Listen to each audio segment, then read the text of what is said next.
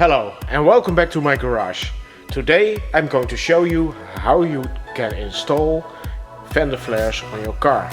But not just putting it on the car and be done with it, but how to customize it to fit it perfectly to your vehicle. I've got these flares from our favorite riser shop in the world, eBay. These weren't very cheap. I needed a size that wasn't very available because, well, it's a small car, so I need a small diameter. This one was, I believe, somewhere in the 60, and most of them are 80 and onwards centimeters, of course.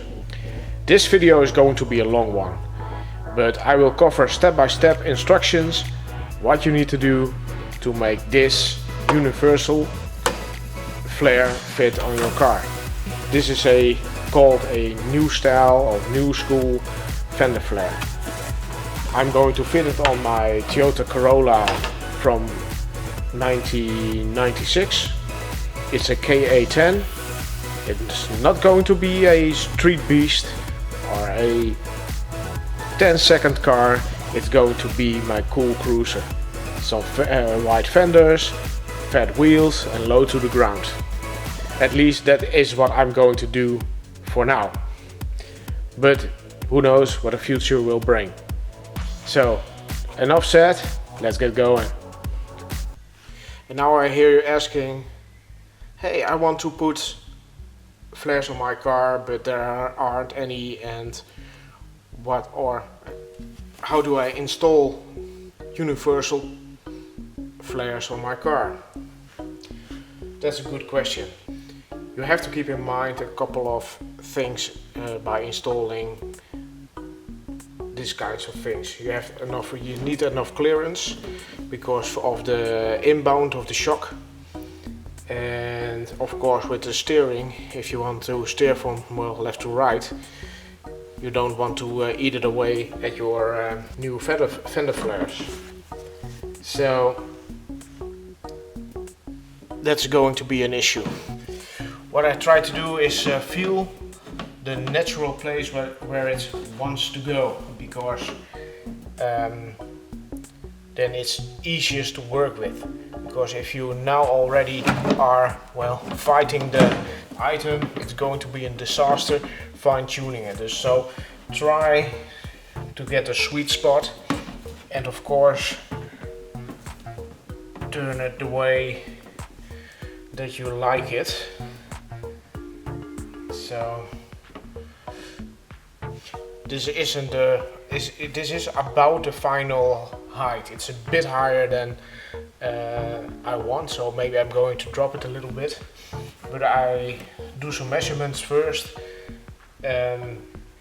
before deciding. So what I'm now going to do is tape it up and do some measurements.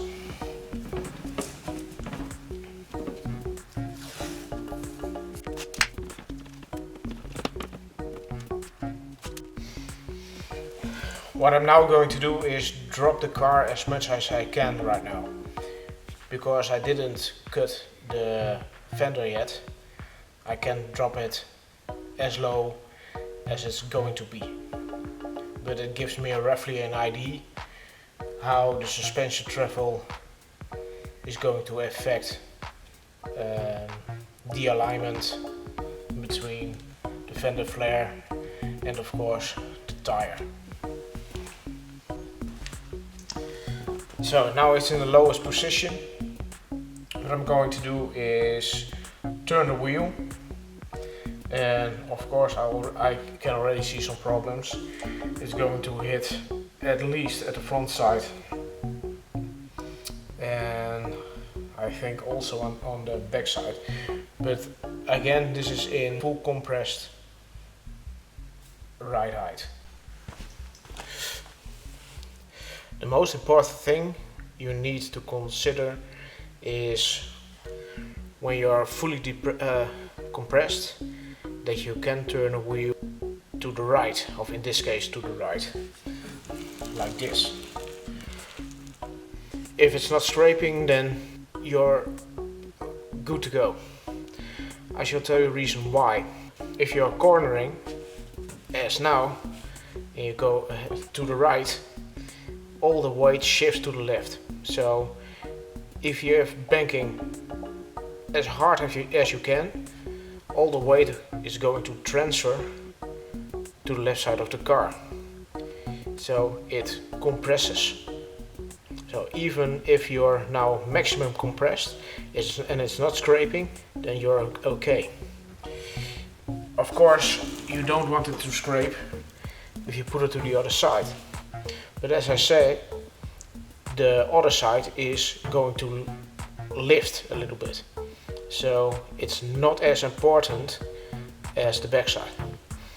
That's one of the reasons why you see with the Rocket Bunny kit, this one is cut off and left open because of this scraping, and because everyone wants to have a tight fit. Is one of the solutions to overcome this, so keep that in mind. Of course, if you fully rebounding, you can turn it well to the left and to the right without scraping. You're 100% clear, but the most important thing is the backside. So if you turn to the right, in this case on full compression, and it's not scraping, you know you're good. But of course, on normal ride height, you don't want it to scrape to the left and to the right. So now I know where I have to work with. It's not perfect, but I think I'm going to manage it, because the car is now set up. The camber and caster is set up as it is stock. So I know that at least I'm going to get some more caster, and that will help with cornering. It's going to be a lot heavier to steer. That's why one of the reasons that the old car, without the brake booster, without the power steering, have almost zero caster, because it makes the car a lot lighter to steer. But for cornering, a lot more, well, the shock to the back is going to help with cornering a lot. So enough talk. I'm going to mark these holes. I'm going to drill them out, put in some nutserts, and have a look how it's on their stock. If I don't like it, I'm going to modify it.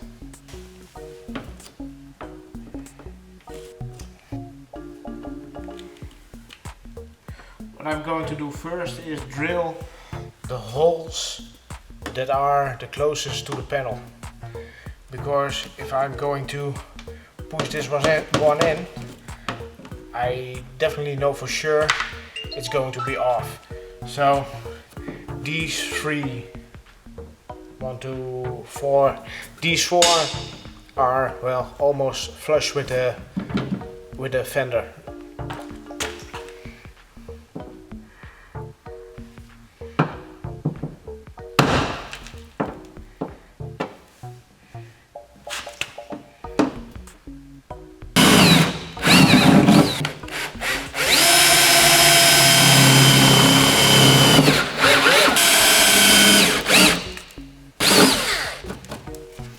So now get your right size nutsert, or ref nut, is just how you want to call it. One note: never use aluminium nutserts on steel and vice versa, because you will get oxidation, and that's definitely not what you want. So steel ones or stainless steel ones are fine. I rather would use stainless steel, but I don't have the right size. So the steel ones have to do for now, and forever probably. So most of you guys out there know what this is. This is a ref nut plier or installation thingy. It isn't that difficult. Just take your nutsert of rivet, put it on there, stick it in a hole, squeeze it just like a rivet gun, and you're done.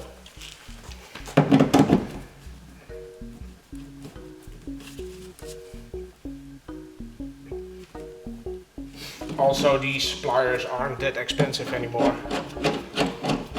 so if you don't use it very often, it is definitely very handy to have. So get you one of these. Also, you got studserts. Well, the name applies. Then you have a stud on these sides, so you can put a nut on it. Those are a bit more tricky to get, but are also very awesome.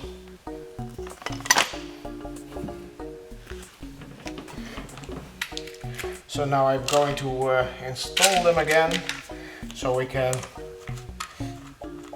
mark the rest of the holes. I'm going to use these Allen heads with a dishwasher. Looks, I think, very nice. I don't know if it looks nice on this application, but most of the time they look nice. So let's hope.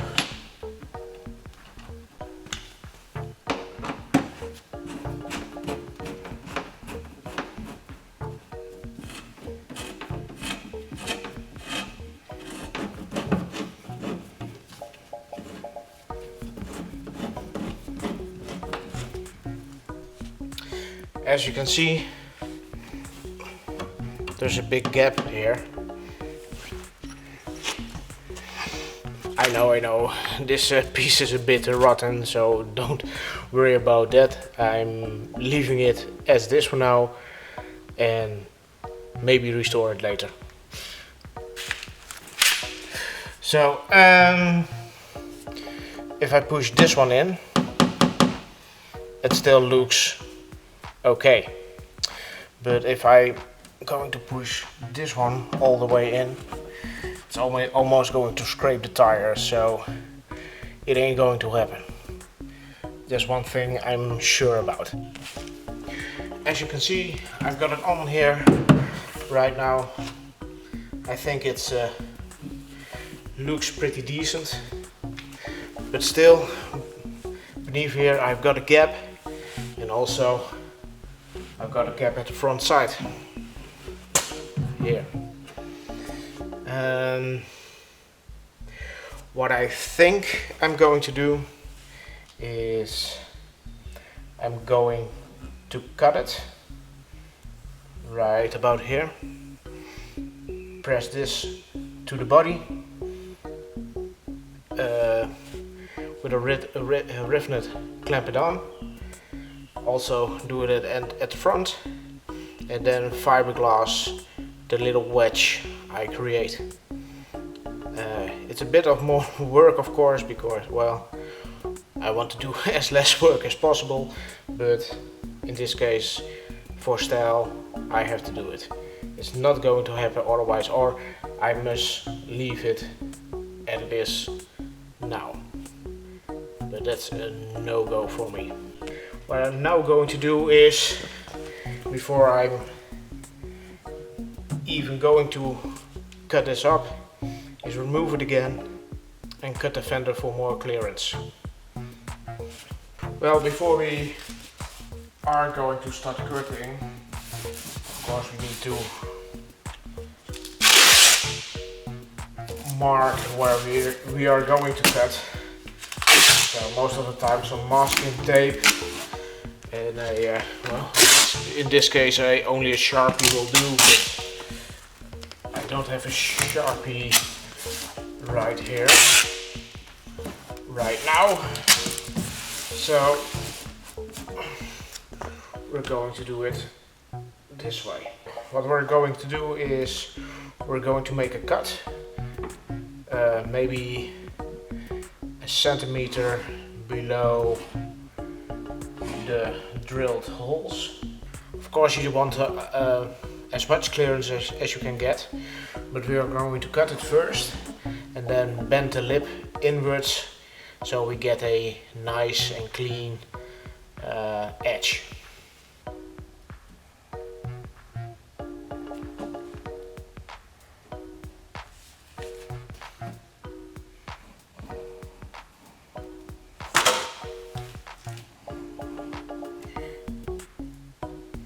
Okay, this is the part of, well, almost no return, and most of the time this is going to hurt the most, is cutting in your car, especially fenders and stuff like that. So, well, fuck it, I'm going to do it.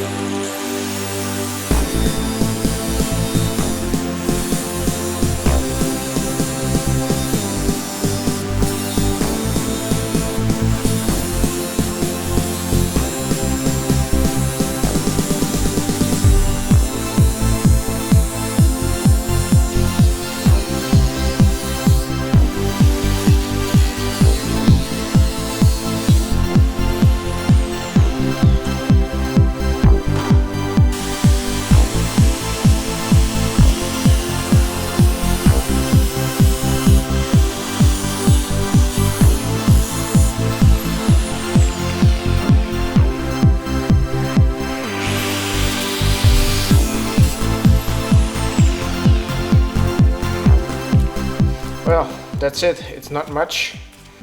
So now I'm going to make a bending stick and just roll this edge over so we get a nice little lip. Next up, I'm going to bend the edge with a well, bending stick. It's just in my case a solid piece of copper, or maybe even brass. It looks like brass. And just with a slit in there, and then the depth you want to bend. And now it's just a matter of placing it on the panel and gently, not in one go, bend it inwards. This is going to take a while.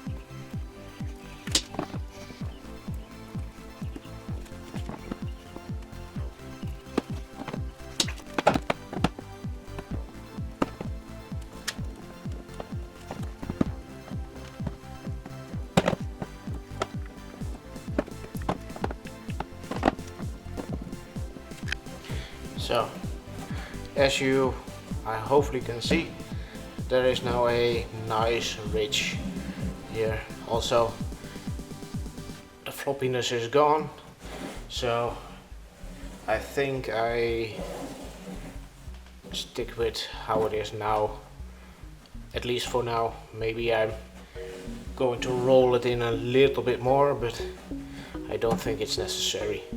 I'm happy with the results. Okay, this is how the insides looks with the fender flare bolted on. So I don't think it's too bad. I think it's pretty good. There's now a gap between the fender and the flare. This is easy. This is an easy fix. Just heat it up with a heat gun a little bit and push it inside. Don't make it too hot, just enough that it's pliable. If you make it too hot, it will just completely sag and you will lose the shape. Here it is a bit of a different story. As you can see, there is a pretty large gap. My rule of thumb is, if you can bend it like this on the place you want it to go, then it's possible to do with some heat and just apply it. But there is a small problem. As you can see, if I push it in on the place I want it to go, the fender stops here. So I've got two choices. One is extend the fender so I can bolt it on, or I can cut a slit here and bend it over to the right spot with, of course, some heat, and just use fiberglass to fill the hole. I already heated this part up because it was poking in like this, but I just forgot to hit record on the camera. So what I did was, well, I could bend it to the place I wanted, so I know I could do it pretty easy. What I did, I took a socket, stick it between there. That's just the right gap because I want this side to be completely flat. And what I did was, well, put a socket between there and just heat this side up a little bit and just let it cool. Remove the socket, and as you can see, it is pretty flat.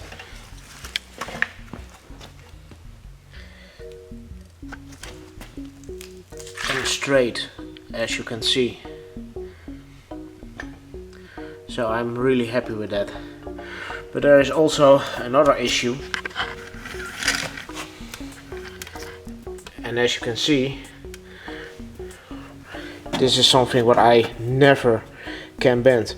Of course, ABS can stretch a lot, but as I have said, if you can't bend it with your hands like this, don't heat it up and try to well, stretch it all the way, because then you can throw it away. I can guarantee you won't get it straight.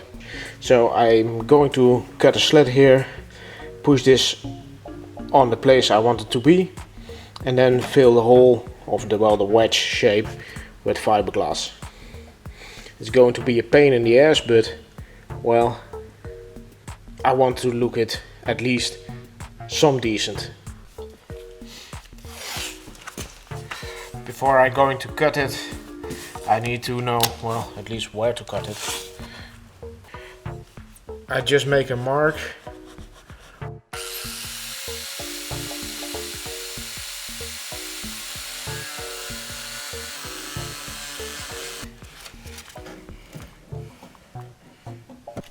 As you can see, I cannot still not get it to the right place. So what I'm going to do is first of all remove the tape, and I'm going to heat it up and just stretch it over as much as I can and knead it without destroying the shape. So it's going to be, this is going to be fun.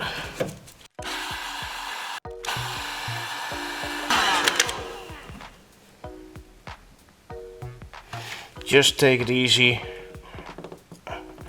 take your time with this.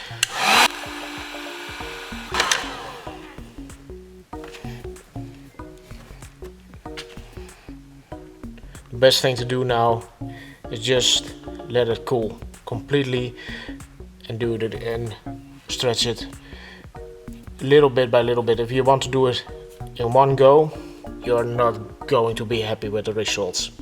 So take your time. This is one of the reasons I like the ABS flares better than the fiberglass, because it's much easier to manipulate and to work with. So before I'm going to continue, I don't know if it shows, but we have now a little bit of distortion here in the panel. What I'm going to do first is restore that distortion and then bend it some more over.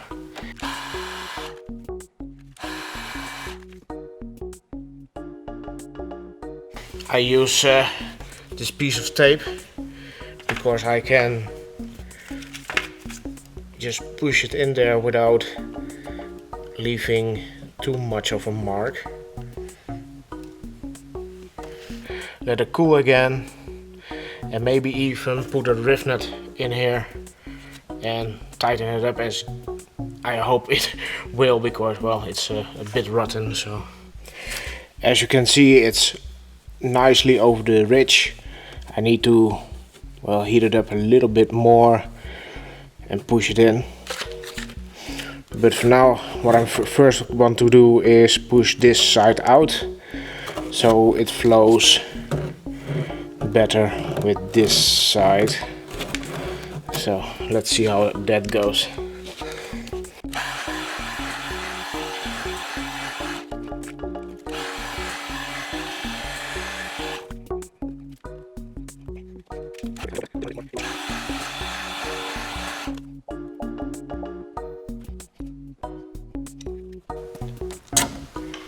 Before final tweaking, I'm going to cut this one up first. So same method, tape, scribble it, cut and bend.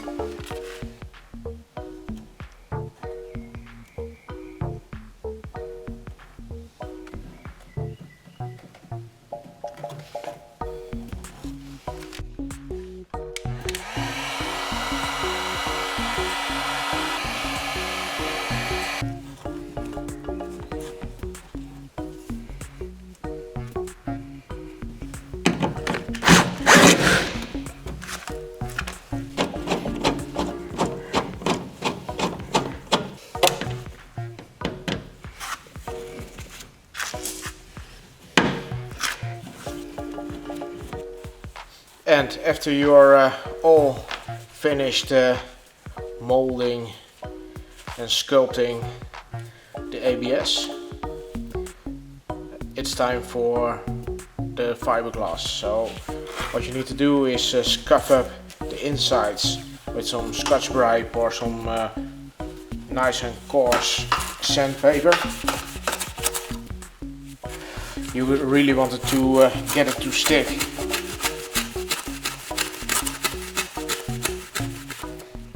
As you can see, I made some little mistakes, but that's not too bad. That's things you're gonna get if you want to go too quickly. I bent it too quickly, so it was my own fault. And well, lucky for me, I also have to correct it. I already put on some aluminum tape. That's to prevent any resin to stick to the fender. So with projects like these, with fiberglass, this aluminum tape is really your best friend. What you want to do now is cover the hole on the outside with this aluminum tape. It will give some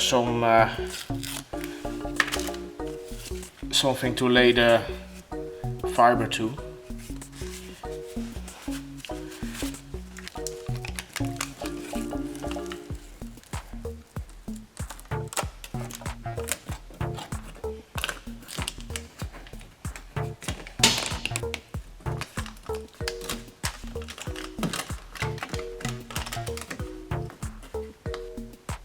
So if you're not entirely sure if this is the way you want it to look, put on some tape. And because well, it is sticky on the inside, I'm going to make good use of it by laying down the fiberglass, especially in the crease right there. In the crease I most of the time take just a few strands or strips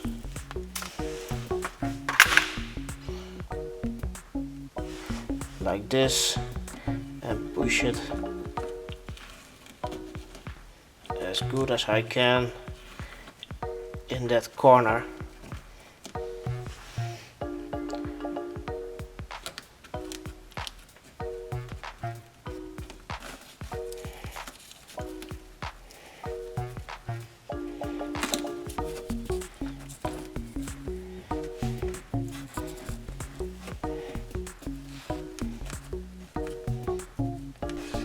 Now it's time to mix your resin, and then get your brush. Be sure it's not a nylon brush, because you have the chance that it will dissolve in the resin. So, and now it's a matter of just push the resin into the workpiece. And if you never worked with this stuff, then I think you're going to hate it.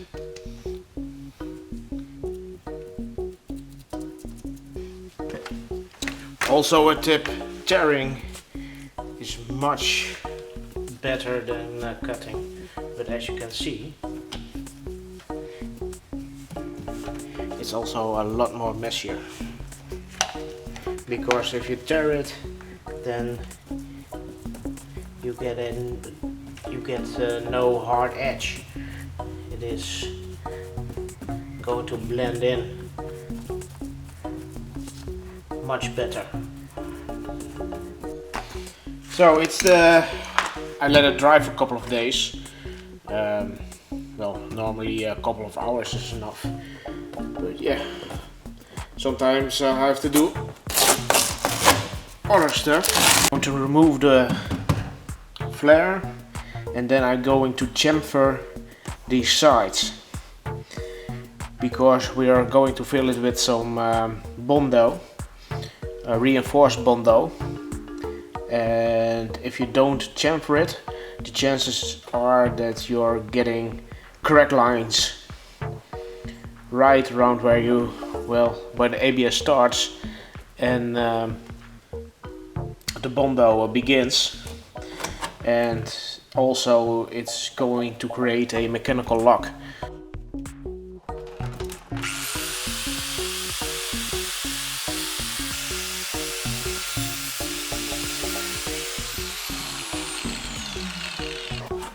Oh yeah, always use a respirator if you cut fiberglass, especially carbon fiber. Carbon fiber is so bad for your health. One day, believe me, one day, just like asbestos, it's going to be illegal to use.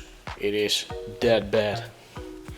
But for the time being, use a dust mask and you will be fine. So, back to topic. As you can see, the flange isn't that bad. The only thing I noticed is that the resin didn't get through all the fibers, and also I've got a little bit of a cave, a hole here. It isn't that bad, we can fill that.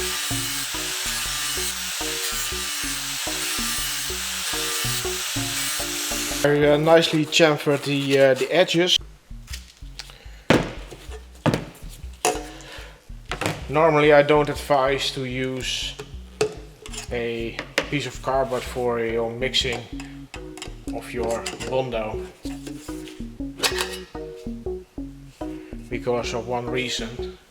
There's moisture in here, solvents and stuff like that, that will soak into the cardboard. Most of the time what I use is some baking paper, I believe it's called, or a piece of plastic, or you have special boards for it also, but I'm all out and I want to do it now, so I'm going to use the cardboard.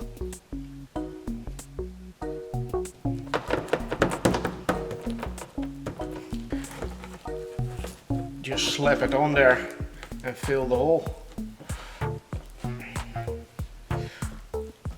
Be sure that you try to get it as level as possible, because else you have to sand out a lot. You probably won't get it in one go. Don't worry about that.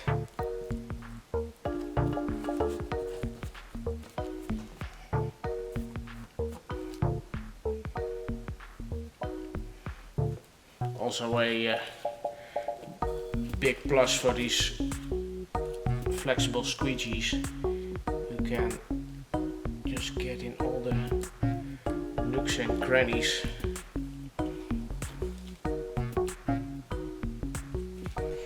And now that's all hardened, we can sand it down. I use some 120 sandpaper. Yeah, I know, it's a sad piece of paper, but it is the only 120 I could find, and store clothes, yada yada.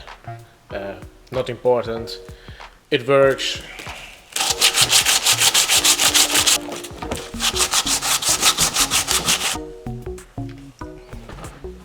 As you can see, I knocked down the high spots. There are a lot of low spots left. Don't worry about it. We're going to scoop another batch on here. Make sure we overlap a little bit for the mechanical bond, because, well, as you can see, I sanded it away on some spots. Also, there is now a chamfer end here, so that doesn't feel right. And now we are going to skim it again. This is the second coat. As you can see, it's already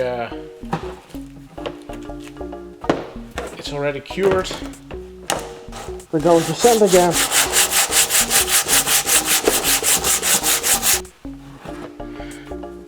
And this is how it looks after the second sanding.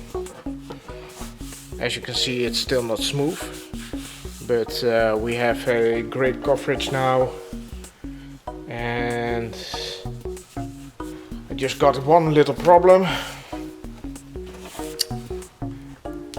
It did split here, and that's because, I hope you can see it, the matting did get loose on this side, because, well, it didn't cover it very well. So I need to repair this. So I'm going to grind this away and place some new matting on the back side. And well, this kind of things happen, and that's why sanding and be sure that there are no air pockets in there are important. Oh well, shit happens.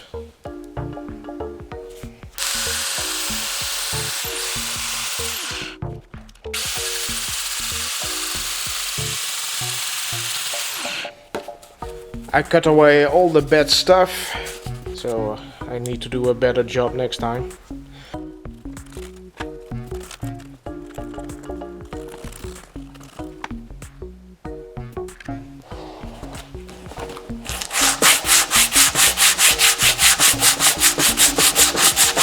We're nearly done. It looks incredible. I'm really happy with the way it turns out to be. But as you can see, we have here some low spots. Just some low spots. And I have to skim it here a little bit, and there is a little dimple. So we don't need a lot of filler.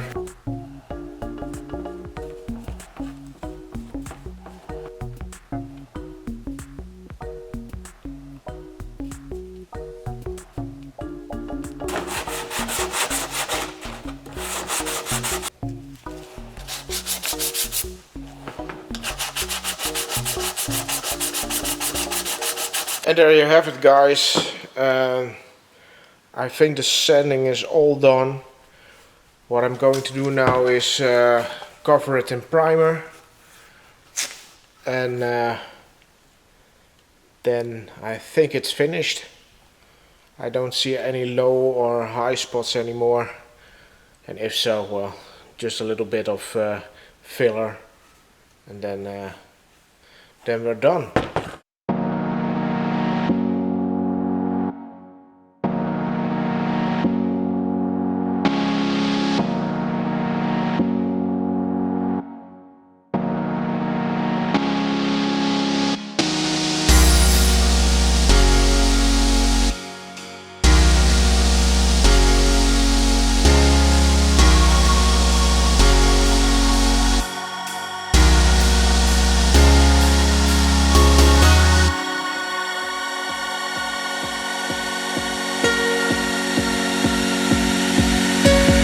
And there you have it, guys, how to fit universal fender flares on your car.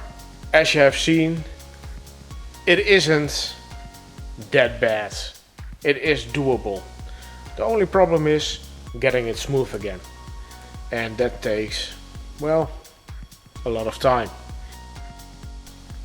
So it will take you about 10 hours to do one side. Yeah, thank you for reminding me. Like I didn't know that I need 3 more. So guys, if you are going to do this, it will take you about 40 hours. So please think about it before you getting started to this. But I will advise you to do it, because it is so satisfying to see the final product. Just to do one, it just motivates me to make the others as well.